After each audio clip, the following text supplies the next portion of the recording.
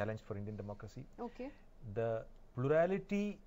Celebrated 60 years of the existence of our parliament, and this also brings us to the question of parliamentary debates, whether or not they really reflect the will of the people. For instance, in the question of the nuclear liability bill.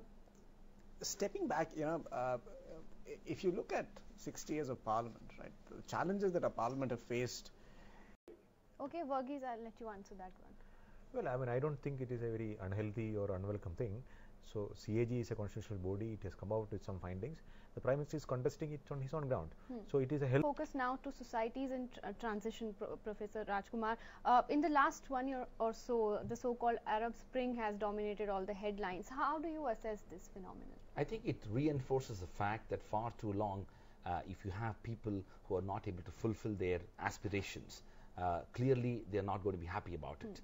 And many things might have ultimately triggered this, but the fundamental aspect of what we have seen across various countries in Middle East, and of course we should not forget Myanmar as well, our own neighbor.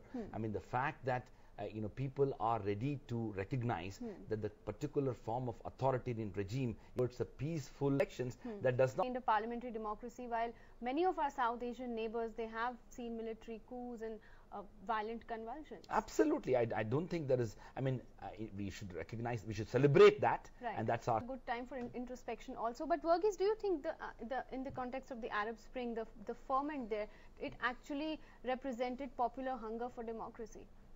Yes, it did. But then the only challenge there is that when a transition happens, it does not happen ahead. We've proved the skeptics wrong.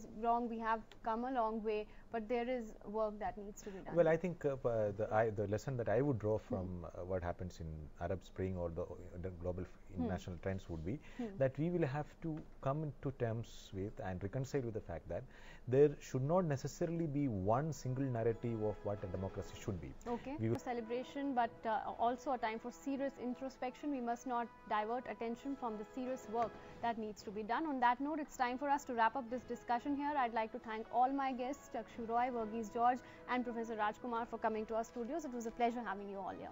Well, that's it for now in this edition of Public Forum. Thanks for watching. Goodbye.